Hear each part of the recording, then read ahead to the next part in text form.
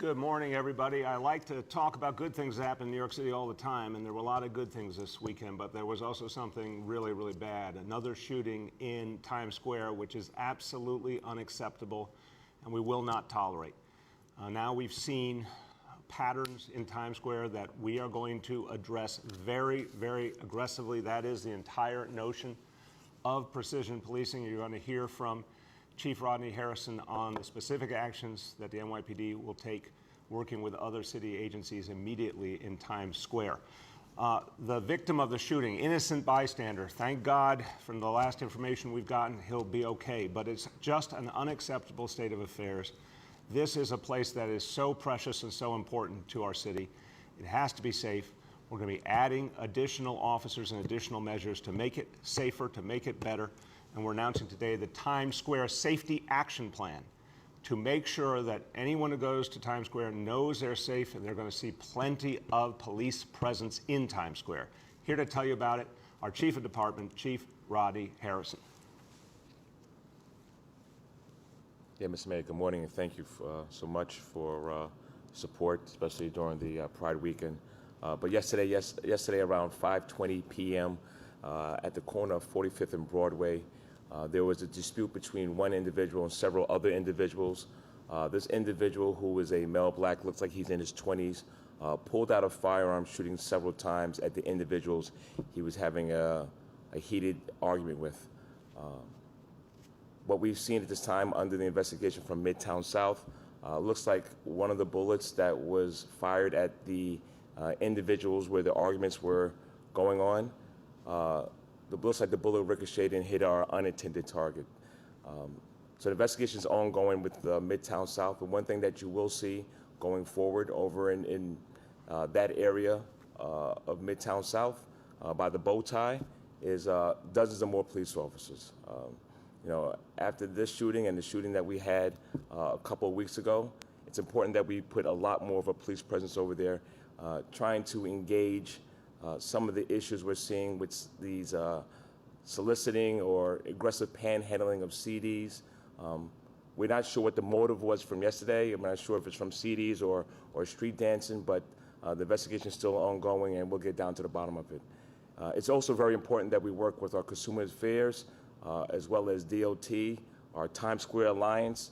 We're also going to try a different strategy and see if we can get some undercover officers to find a way to engage these individuals that are soliciting these CDs, to see if we could do a better job of enforcement in that area. So, Mr. Mayor, that's what we're going to look to do now, and we'll continue to come up with innovative ideas to address some of the issues that we're seeing in that part of the city. Thank you very much, Chief. The bottom line is we are going to flood the zone in Times Square with additional officers to make sure this situation is resolved once and for all. We are going into the summer of New York City. We have more and more activity out there, more and more jobs coming back, more and more tourists coming back. They have to be safe and they have to feel safe. So we're going to ensure that Times Square is very, very clearly well patrolled, visibly patrolled, in addition to measures you may not see, as the Chief just indicated, to make sure the situation is safe for everyone. This is what precision policing is about. This is what CompStat is about. When you find a problem or a pattern, you address it, you shift resources. We'll shift as many officers as necessary to address this situation. We'll also deal very aggressively with any illegal vending, any other problems that are happening in the area. That is the thing we have to do urgently at this point to keep Times Square safe and move our city forward. Okay, now, I said summer of New York City. Well, we're feeling the summer of New York City right now. We're feeling it more than we might want, actually. The heat is coming on strong today. And I want everyone to know heat advisory is in effect at noon today. And take this seriously. You're going to hear from our Emergency Management Commissioner, John Scrivani, in a moment. But I want to say, the number one thing when we give you these warnings is we're trying to get you ready to make adjustments in your day and not go about business as usual. This is serious, serious heat. It'll be a problem starting noon today through 8 p.m. tomorrow.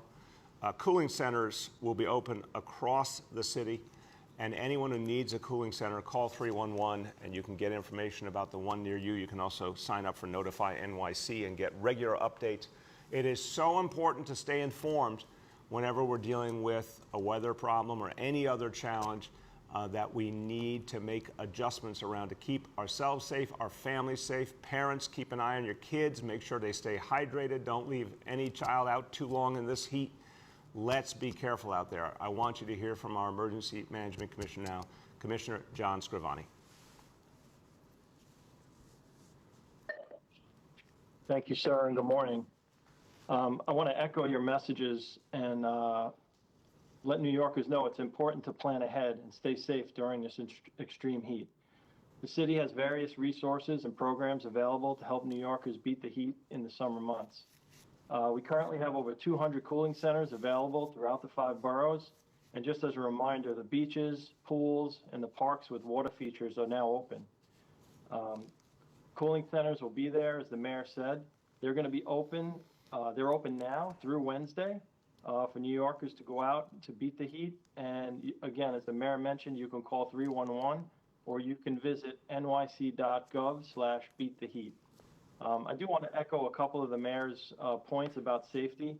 You know, stay indoors and use air conditioning if you have it and it's available. If not, you can go to one of our cooling centers. If you have to go out, please avoid strenuous activities, especially during the sun's peak hours from 11 to 4. And if you must do those strenuous activities, please stay hydrated and try to do it at times where it is a little bit cooler out. Don't forget to check on your neighbors. It's very important that New Yorkers help each other to beat the heat. People that are vulnerable, if you have neighbors that you know that can't get out or need some support, please get out there and help them. A reminder is never leave children or pets that require special, or people that require special care in parked cars. It can get very hot, especially in the middle of the day with that extreme heat. People can have adverse effects very quickly. And if you do have anyone experiencing those adverse effects, please call 911 immediately to get them help. On the NYSEM side, we are working with our partners, the utilities, the other city agencies, and the non-government NGOs to help New Yorkers with any resources they may need. Thank you, sir. Appreciate the opportunity today. Thank you so much, Commissioner Scrivani. Thank you to your whole team at Emergency Management. We depend on you guys a lot, all of you. The men and women of Emergency Management do really important work. They don't get enough thank you, so I want to offer one now because you're always looking out for the people in New York City, helping us stay ahead of the problems and addressing them when they come. So thank you for that. Everyone, let's take this seriously. But another thing I want to say to Commissioner Scrivani, and I hope he will take seriously, you know, he and I were at the Bushwick Pool on Saturday, having a great time with kids, families there at the pool, celebrating the reopening of our outdoor pools. I wore a very tasteful Hawaiian shirt. Commissioner Scrivani did not get the memo. He really needed to up his game there. So Commissioner will be watching for something a little more colorful next time. Now, I want to turn to a council member who has really advocated for cooling centers to be available, particularly for seniors. He has really made this a central issue over the years and helped us to determine better ways to serve senior citizens and all New Yorkers, particularly in his community in Southeast Queens. And I know he's out there getting the message out today. My pleasure to introduce Councilmember Danique Miller. Good morning. Thank you, Mr. Mayor. Can you hear me? Yes, indeed, Danique. Excellent. You know, first of all, I want to thank you for your partnership and your attention to detail of getting the city back to where we are now. We had a fantastic weekend in Southeast Queens, culminated by the St. Albans Night Market. And that was great, but today we have a different message, and that is stay inside. I just got through doing my walk and taking my meetings in the district of Councilmember Brooks, because her park, while it is close, it is filled with shade. And I ask people, if you have to go outside, do it early, get inside. You can call our offices, and we have volunteers that will provide those necessary services if things have to get done for our senior population. And we're looking forward to getting through this the next couple of days, but please, everybody, stay home. And we do have volunteers for our senior population if you need any of these critical city services. Thank you. Hey, Councilmember, thank you very, very much for being out there for your community and getting the word out. This is how we protect people.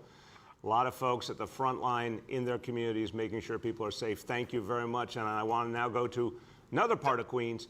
hear from another elected official. He's a member of the Assembly, also has focused on getting the message out and getting the message out in multiple languages to people all over his community. Stay safe, stay cool, making sure people realize the challenge of this heat wave. My pleasure to turn to Assemblymember Ron Kim. Thank you, Mr. Mayor. Can you hear me? Yes, we can, Assemblymember. Great, great. I was looking forward to seeing your Hawaiian shirt and shades today, but maybe later today. I'll catch It's going to make a comeback one day. Okay, good, good. I really like that image of you, Mr. Mayor. I was out with my daughter, 3-year-old daughter earlier today, and boy, it was hot. And usually she likes to go to the playground, but even her, she was like, I can't be out here today. It was way too hot.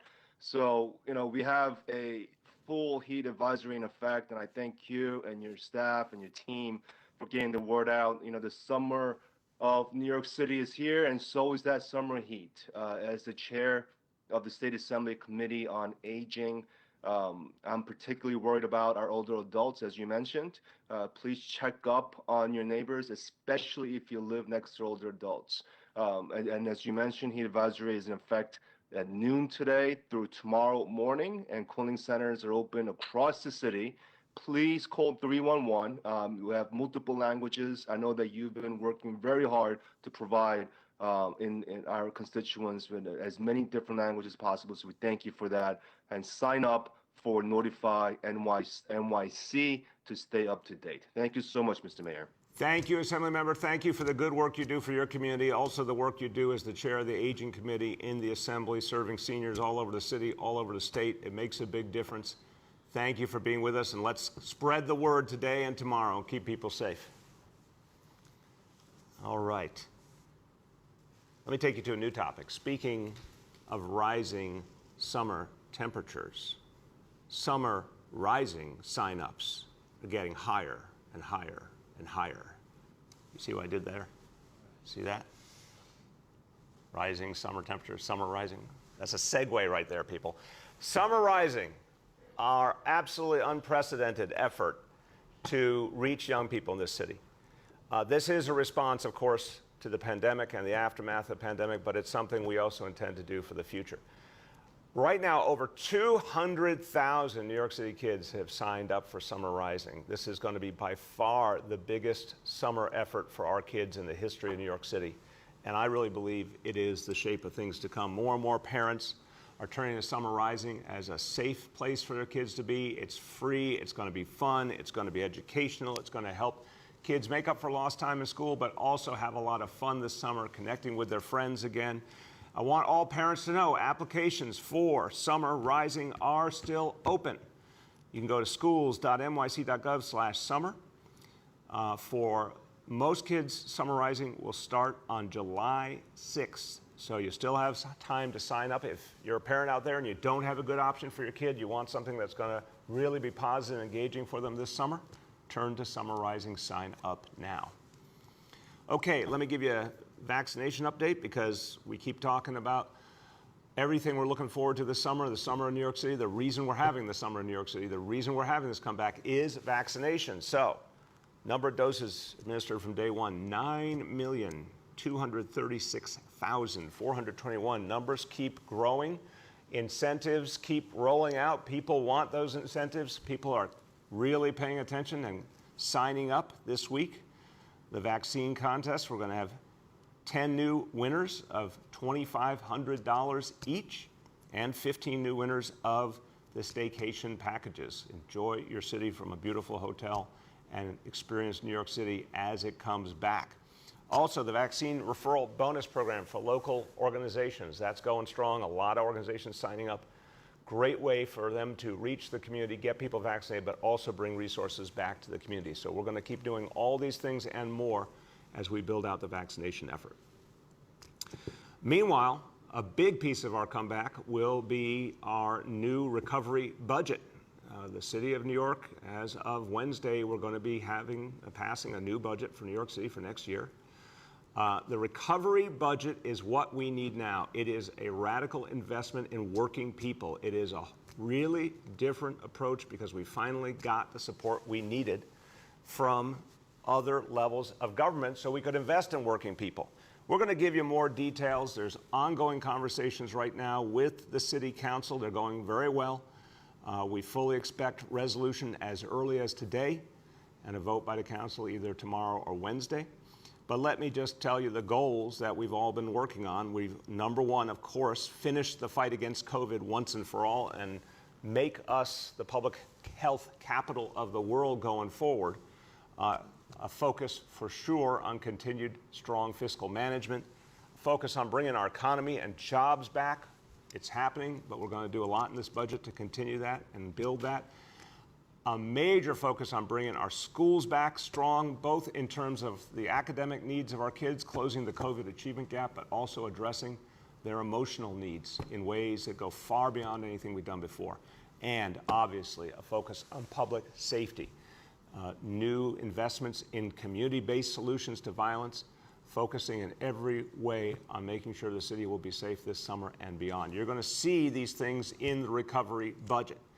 And it's a budget based on the concept. And I know the City Council feels the same way. We believe in a recovery for all of us. We believe in a recovery budget for all of us. We believe in reaching every part of the city and not just repeating the status quo of the past, but moving forward. So we'll be having details for the public and the media as early as later on today, or certainly by tomorrow morning, and vote of the council by Wednesday, and that will be a major, major moment for the comeback of this city. Okay, let's go to indicators.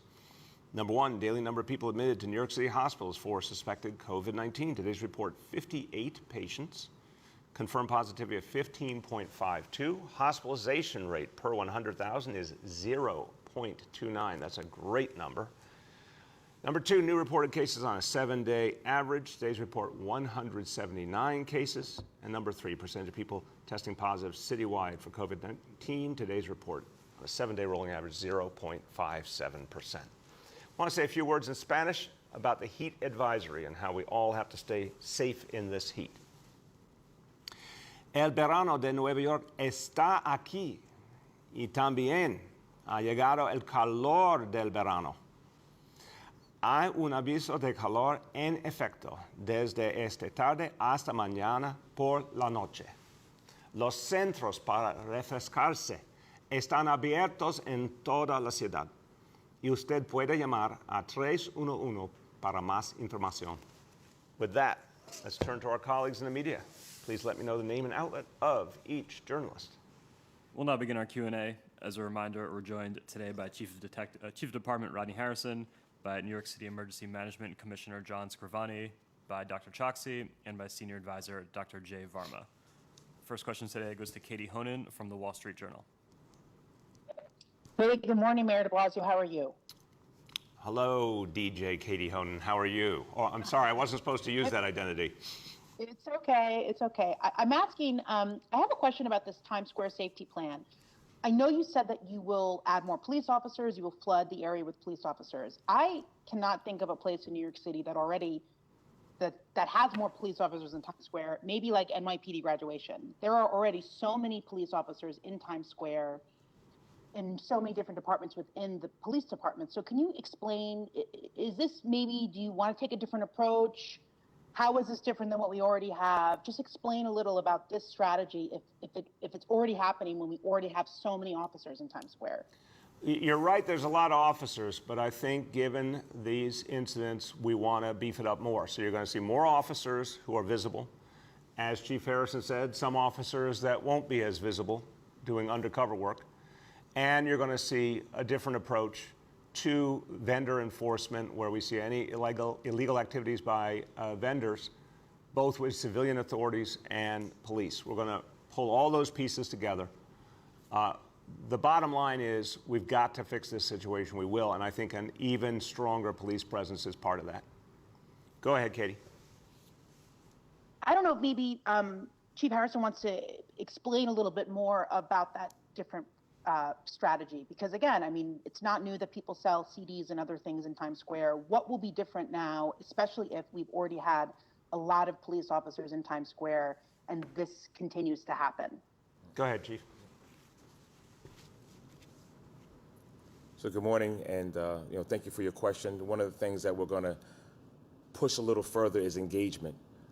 making sure we're not just having the omnipresence out there, but we're going to make sure we engage the individuals that are part of this aggressive solicitation, aggressive panhandling. That's going to be a new thing going forward, going through the warmer months, as well as making sure we work with DOT, like I stated, making sure we work in Consumer Affairs, making sure we work with the Times Square Alliance. That's an important partnership in order for us to maybe clean up that area of Times Square going forward. But thank you very much. Thank you. The next is Kieran Dillon from WCBS. Hi, Mayor. Can you hear me? Yeah, Kieran, how you doing? Good. How are you? Good, good. Listen, I want to follow up on the previous question.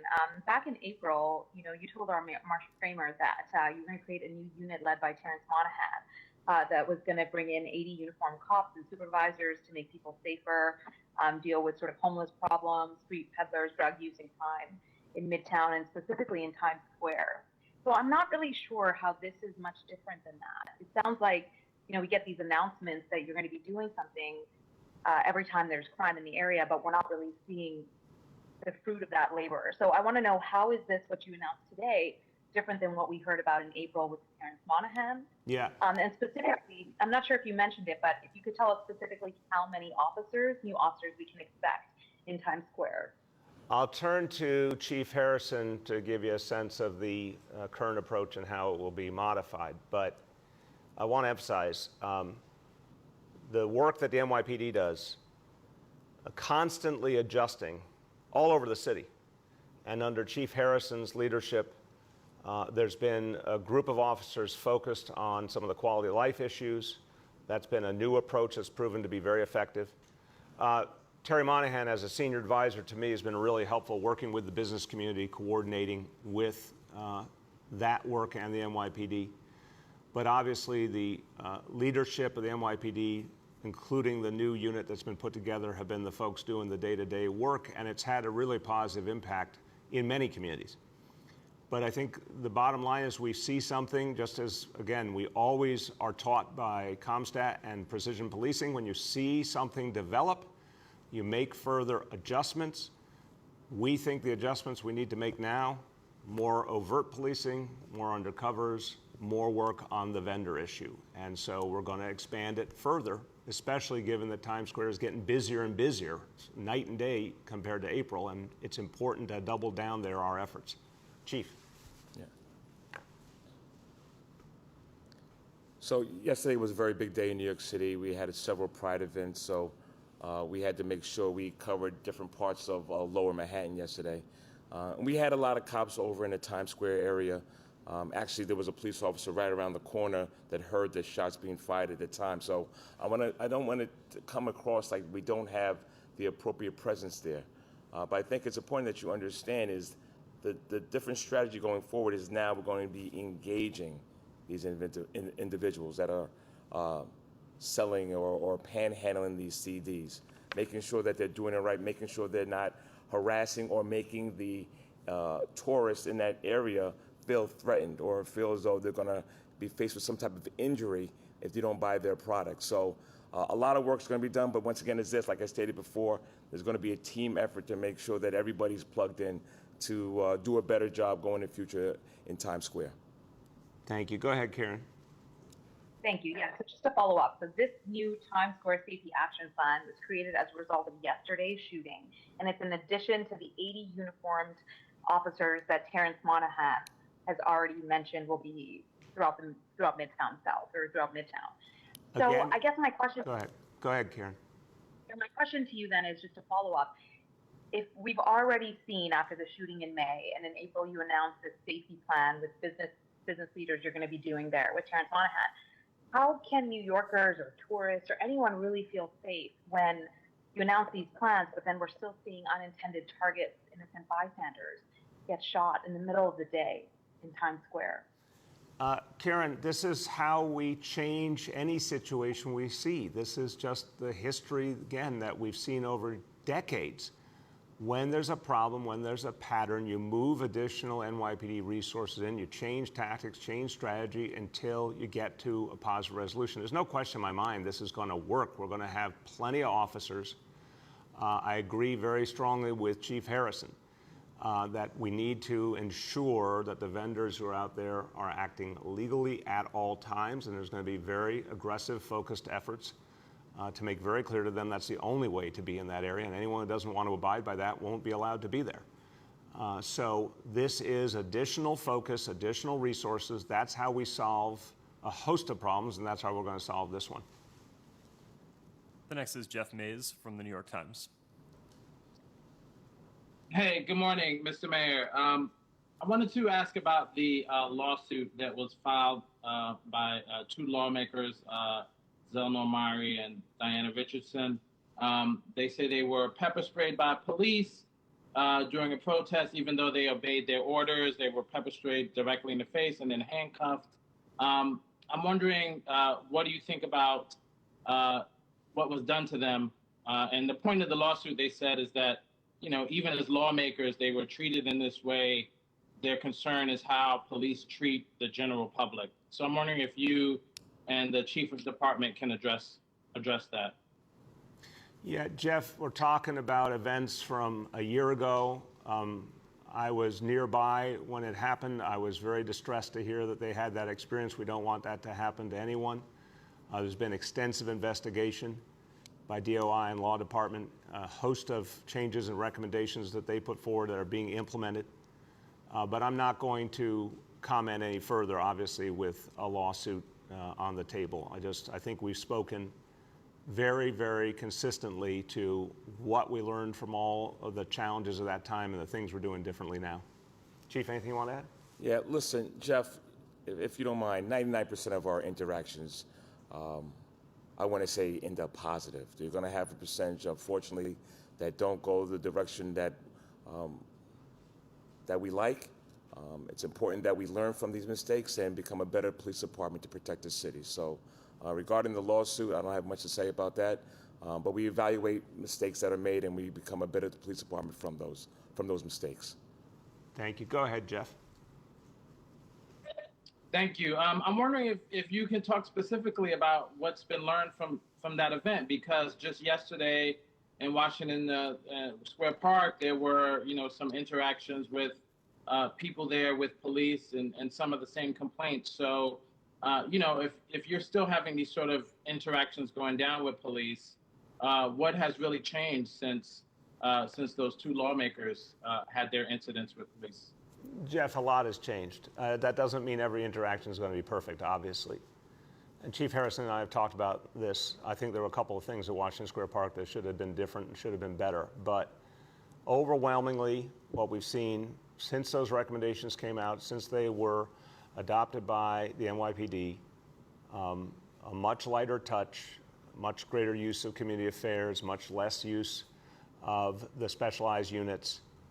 I think that's been productive. There's been lots and lots of protests around the city that have gone off smoothly, peacefully. Once in a while, we find things we got to keep working on, but I got to say, overwhelmingly, the changes that were suggested at the end of last year have been implemented and implemented effectively. The next is Julia Marsh from The Post. Hey, good morning, Mr. Mayor. How you doing? Good, Julia. How you doing today? Great. Just quickly, when does this flooding the zone with the additional police officers, when does that start? Yes, Chief, you can give the good news. Yesterday. Literally yesterday.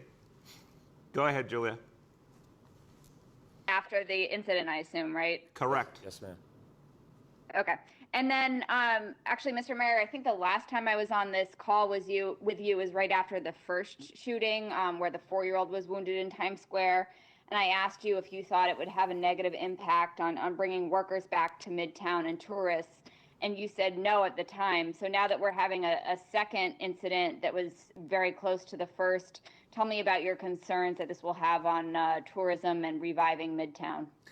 Julia, we cannot let it have a negative effect. That's the bottom line. It's mission critical to get this right. So we're going to make very clear to everyone, they're going to see plenty of police presence, and they're going to see these issues addressed very aggressively. The recovery we're seeing now is very, very strong, and it's going to keep happening. And we're going to do a lot to make sure it happens, including in the area of public safety. But anytime we see a problem, we got to show people an aggressive response, and that word will spread, and then we can keep moving forward. Next, we have Eve Kessler from Streets Blog. Hi, good morning, Mayor. Good morning. The MTA got clearance to. Good morning. The MTA got clearance to do an environmental assessment for congestion prices 3 months ago, and there's been no public movement since then. Are they moving aggressively enough? And do you want to see this implemented by the beginning of 2022? Eve, thanks for the question. One, they must move aggressively. We have to get congestion pricing in as quickly as possible. It's crucial to the comeback of the MTA and the comeback of the city. It's a really good question whether the MTA is doing everything they should do as quickly as they can. I want to get a clearer answer. I'll ask my MTA board members to immediately look into this. But in answer to your bigger question, yeah, this is really important for the city. And I call upon the MTA and the state to get going on this. We got to get this done. Go ahead, Eve. Okay, my second question is Secretary Pete is in town. Do you have any message or agenda for him? I spoke with him some weeks ago about, in fact, congestion pricing and how important it was to move this forward. I know he's also visiting the Gateway Tunnel site with Senator Schumer. I let him know how important that was to New York City as well. I'm very encouraged that he's here to look at Gateway. We need that. And the federal government did step up and took initial actions we needed related to congestion pricing. So I really appreciate Secretary Buttigieg's efforts. Last question for today goes to Abu from Bangla Patrika. They're rubbing? That sounds very... Abu, can you hear us? Yes, hi, Mayor, how are you? Good morning. How's it going? Good morning, Mayor, how are you? Good, good. Okay, my question is, as you know, the Delta or Indian variant. Wait, Abu, get closer to the phone. We're having a little trouble hearing you. Okay, as you know, the Delta variant or whatever called Indian variant, how the city is monitoring because it's a very dangerous variant, how the city is monitoring and how many cases has been detected as of now? I'll turn to Dr. Varma and Dr. Choksi in that order, but first say we are monitoring very carefully the Delta variant. We take it seriously. Thank God, as you've seen from the indicators, as you've seen from the vaccination numbers, we continue to move in the right direction. And the answer to the Delta variant is more and more and more vaccination. But we're certainly keeping a close eye on it. So let me turn first to Dr. Varma. Great. Thank you, Abu, for your question. First, I want to emphasize that it is incredibly important for people to be aware that the battle against COVID isn't completely over. As we see from around the world, the virus can continue to mutate. But the great news is that the vaccines continue to be highly protective. So even though this strain of the virus appears to be both more infectious and more dangerous, it appears to also be very responsive to the vaccine. So for anybody out there who is not yet gotten vaccinated, we would again strongly encourage you to do it because it is going to be the best protection. Now, for your specific question, the health department, and Dr. Choksi can go into this in more detail, has a very extensive surveillance system to keep track of new variants of the virus. And there was a report that's put up on the website every week to answer your question. Over the last 4 weeks, the Delta variant has represented about 10% of all of the cases in the city, and that percentage is increasing. And we expect that to be the case because, again, as you get a very high number of people vaccinated and COVID rates continue to go down, the cases that occur are going to be more likely those new strains, not the older strains. So while it's something that we need to monitor carefully, we need to always emphasize the fact that even though the percentage of Delta cases is going up, the total number of people COVID continues to go down, and the vaccines continue to be very effective. Thank you. Dr. Choksi. Thank you, Mr. Mayor, and thank you, Abu, for your question. Dr. Varma described it well. In our last week of the variant testing that we do, the Delta variant represents about 23% of all cases. And that is increasing over time, which is something that we have to keep an eye on. But the overall number of cases continues to remain low and has decreased very significantly in recent weeks. My primary concern with respect to the Delta variant is people who are unvaccinated.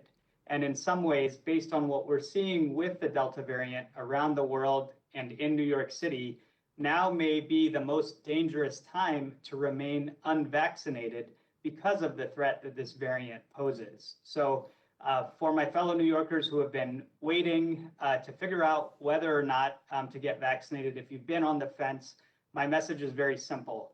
Your wait is over, and now is the best time to get vaccinated. Thank you very much, Doctor. Go ahead, Abu. The second question is, as you know, the city is opening everything now, and parade is going on, big crowd is going on, and there is a lot of people, significant amount of people, they don't want to take the vaccine. How city will handle them, and what is the plan that the city could, achieve the herd immunity? Do you have any specific time that this is the time we can achieve the herd immunity? It's a great question. I know both doctors have strong views on this, and I think the way to think about this is less about quote-unquote herd immunity, more about functional immunity or community immunity in some way. Let me give you the numbers, first of all, Abu, before I turn to the doctors. As of today, 4.2 million New York City residents fully vaccinated. So we are right about the halfway mark in terms of our total population fully vaccinated, halfway. And remember, we still don't have kids under 12 eligible for vaccination. That will be coming soon, but that's really going to help us increase the numbers as well. In terms of New Yorkers who've had at least one dose, 4.6 million. And overwhelmingly, folks who get one dose come back for that second dose. So, we're going to keep driving these numbers up. We're going to be reaching more and more young people, particularly as we get close to school reopening. In terms of what that nets us as we gain more and more vaccination, how it creates any kind of larger community reality. First, Dr. Varma, then Dr. Choksi. Yeah, Abu, this is a really challenging topic, but I'll try to make it as simple as I can, which is that because this new strain of the virus is more infectious and markedly more infectious than the original or sort of the classic strain of COVID, it really does raise the thresholds for the number of people that need to be vaccinated until we can say that, COVID is no longer a problem at all in New York City. So, you've heard numbers that have been said before that 70% of people need to get vaccinated or 80% for true population immunity. But the reality is we don't know the exact number, and that number probably is rising because the virus is more infectious. So all of the things that the mayor has been talking about, the incentives to get vaccinated, the messaging campaigns, and additionally, as he just noted, the expanding eligibility are really going to be crucial, because the only way that we can really put sort of COVID completely in the rearview mirror is for us to get those very high vaccination levels. And the virus is teaching us, as Dr. Choksi has said, this is a very bad time to be unvaccinated, and that we really do need to do everything we can to spread the word. Thank you. Dr. Choksi. Thank you, Mr. Mayor. Look, each dose of the vaccine is another brick in our wall. And that's how we have to think about how we are building up community immunity. And that's why we're doing all of the things that the mayor and Dr. Varma have emphasized, because these last miles of the vaccination campaign, in some ways, are most important to reach every single New Yorker who can benefit from the protection that vaccination affords. This means we've done canvassing. We've knocked on thousands of doors to have those one-on-one conversations. We've worked with community-based clinicians because we know how trusted they are by their patients. We are focused on youth vaccination, getting to the places with our mobile vaccination options where we know that young people are and where they're congregating with their families. And finally, last week, the mayor announced that we are expanding our in-home vaccination program. That means any New Yorker who's currently eligible for vaccination can sign up for it. So we're going to leave no stone unturned with respect to reaching every single New Yorker that we possibly can. Thank you so much, Doctor. As we conclude today, it's a simple message. Summer in New York City is here. It's going to be fantastic. It's going to be a huge part of our comeback. But the best way to enjoy this summer, the best way to bring New York City back is go out and get vaccinated. We've made it easier than ever, more incentives than ever. This is the time to go get vaccinated, everyone. Thank you very much.